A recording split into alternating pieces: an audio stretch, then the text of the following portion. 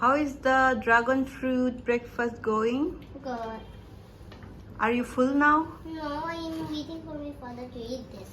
Okay. Oh, those are for your papa? This one.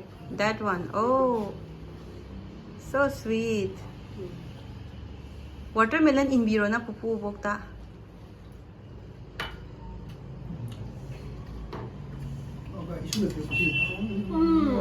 Pupu daw mo.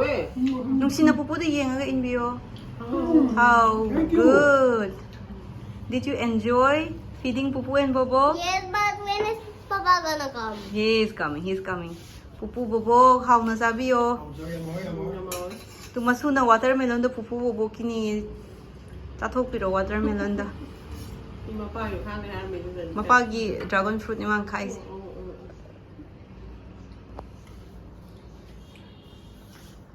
Mama papa se sakyam phaja thoe. Naha ya moi thoe. Hakjang kan khala jala. Yam phare ni. The magic of fruits tare. Papa tu yang mana orang? Mama su yeng mo nuai re. Phaja re. Pukti pasaram. Saugri ni obe ya bro du ba. Natra. Laibok phobagi khudam ni ge. Natra ho ba. Nungti gin ayuk nungdang saugri tang sa de du gi puk to dumai oi ngam gi dro. Sobi kita cara di dem. Puk cakap di pikan. Hauna de da.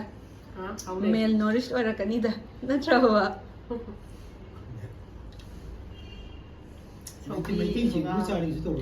Ha. Adu nga. Le hori me adu nga do. Nga su cha ta ra ga ji budi protein ga calcium ga phangni phangni na tra. Nado. Ada ni pun ada ni nawa dengan macam tu. Kari bwa. Nado. Hari ni, yang kan tu kan kan tang yang apa. Kita le je. Tak yang kong bang bang cari. Nah. Kemarin orang thang kan tu nak habis nongon tadi. Ai lai do si ti Manipur da tha mo. Manipur lai betul dah Manipur le sari tu dah. Lai macam tu kemarin. Di sini kan dah. Si. Phanyam pur sa la ni na. Kalau lagi lagi pada tu dah apa yang kalau.